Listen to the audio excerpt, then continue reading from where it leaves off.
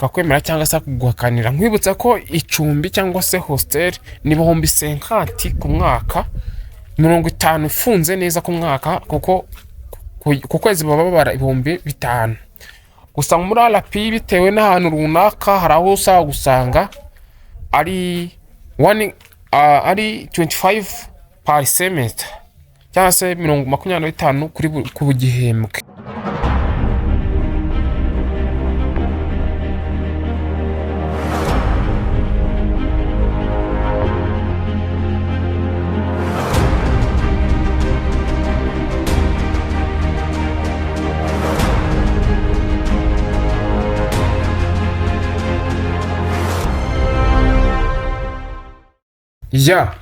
Muraho neza, no bari official nk'ibisanzwe. Murakaza neza ku Uburezi Rwanda TV, aho mumenya amakuru yose ajyanye na education hano mu Rwanda, ubuzima bwa kaminuza, haba University of Rwanda ndetse na RP cyangwa se Rwanda Polytechnic n'izindi kaminuza za private hano mu Rwanda, izigenga n'iza leta. Uyu munsi ngiye kubasobanurira ku bintu bijyanye n'amacumbi muri University of Rwanda, ukuntu uba ushobora kubona icumbi cyangwa se hosteli cyangwa se accommodation bitewe nuko ubivuga hano muri izi University of zo mu Rwanda. Ibyo byose tugiye kubisobanukirwa, by'umwihariko abakobwa bakunze kugira ikibazo cyo kubona ghettos cyangwa se aho bajya kuba. Gusa n'abana bo mu wa mbere, abahungu nabo bagakunda kugira ikibazo cyo kubona aho baba. Hari ibyo twita ni muri hostel, ariko urumva kujya gutangira usoje ya sigisi ugahita kuba hanze ni ibintu bitakunze korohera buri mwe wese, kuko ntabwo biba bisaba amafaranga makeya. Niyo mpamvu mu rugendo twatangiranye rwa application, bantu mugiye kujya ku ishuri namwe muri kwa applying ngubu, aya nama kuma mugomba kumenya. Ariko aya ngaya nayageneye bano basoje ubu bari kujya bajya ku ishuri vuba nga basabye inguzanyo, ariko ndetse yewe n'abanyeshuri bo muri University of Rwanda basanzwe biga n'aba RP kubera bareba. So niba rwambigeze kuri YouTube channel, mubwire ngo kanda subscribe, ufungure inzogera, tujye tubana igihe cyose, kandi like, ahasigaye usangize inshuti zawe uno muyoboro w'abanyarwanda.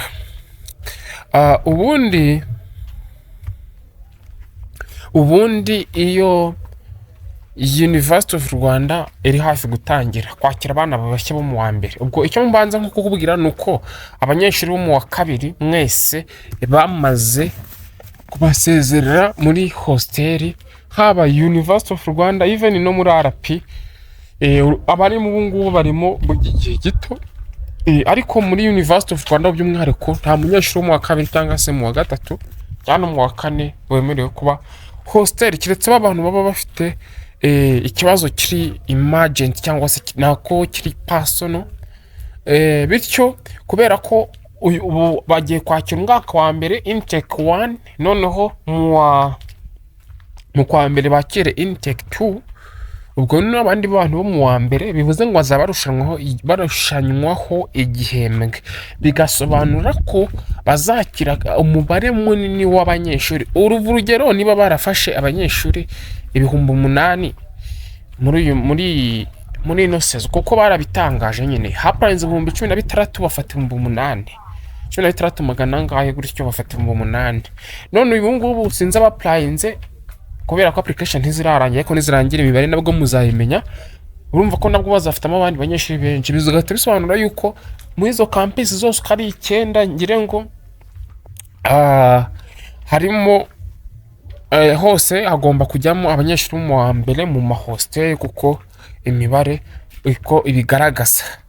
Ni gute rero hostel ziboneka ku banyeshuri basanzwe bari muri University of Rwanda? Ho link ndakeka rwose mu mwanya ushize ifunguye, niba ishobora no kuba yafunguye ariko bakaba hajemo ikibazo cya server overloading cyangwa se site overloading. Ibyo ni ibintu bisanzwe bibaho kubera abantu benshi bari kwa accessingira cyarimwe. Ubwo link mvuga niyo kwa applyinga kuba muri hostel, ugatanga impamvu ziri fact zigaragara, then asigaye bakakwemera cyangwa se kuguhakanira. Nkwibutsa ko icumbi cyangwa se hostel ni ibihumbi 50 ku mwaka, 50 ifunze neza ku mwaka, kuko ku kwezi baba babara ibihumbi 5. Gusa muri RP bitewe n'ahantu runaka hari aho usaba gusanga ari 25 per semester cyangwa se 25 ku gihembwe. Ikindi ku bantu noneho mwize cyangwa se mwasoje senior section mukanga applyinze mukaba muri ready yo kujya University of Rwanda ejo bundi mu kwezi kuno intake ya mbere, ubwo ni mu kwa 9. Mwebwe mushyira umutima hamwe, mutuze, mwumve ko mumeze neza. Hostel muzazibona cyangwa se accommodation, ariko ntabwo bazayiguha utabishaka. Nubundi nibazisohora namwe muzapplyinga, ariko biragoye ko waba uri wo mu wa mbere ukabura hostel harimo umuntu wo mu wa kabiri. Ni ibintu biba bigoye cyane, ariko ku muntu ushaka kuba hanze it's okay, wabayo nta kibazo. Ariko abo mu wa mbere ho muzapplyinga namwe nyine, kuko ni ibintu applying ukabisinyira nkuko muzasinyira heke nako inguzanyo ya heke muzayisinyira muri BRD cyangwa se Bank Development Rwanda. Iyo ni banki nyine, muniberi niyo musezeranya amasezerano ikakuguriza na heke, gufatanya na heke nkuko ariho mwasabiye inguzanyo. Byose tuzagenda tubireba. Abanyeshuri ba RP murebe ukuntu buri ugutanze kugira mu ishuri ari byinshi kurusha uwo munyeshuri wa RP azo gusinya uko bimeze, azo gusinya amasezerano ya miliyoni hafi zingahe rwose ko zimeze, nubwo imashini zo batari bazisinyira, ariko amasezerano yo yamaze kuyasinya. Ubu basari bari hafi gutangira kuyakira, ariko uri muri University of Rwanda uracyategereje uzine uri baza se bazamfata ntibazamfata koma inguzanyo cyangwa se loan. So nibazo mu kiri kugenda mwibaza. Ubwo namwe muri kwa applying ubu ngubu kwa amakuru nababwira ngo mukomeze mushyira agatima hamwe. Application nirangira nta gihe kinini kizacamo, shobora nko mu kwa 10 rwose mu ntangiro ari abona barabasubije, namwe tugahita dukomeza ndetse n'ibindi bigiye bitandukanye.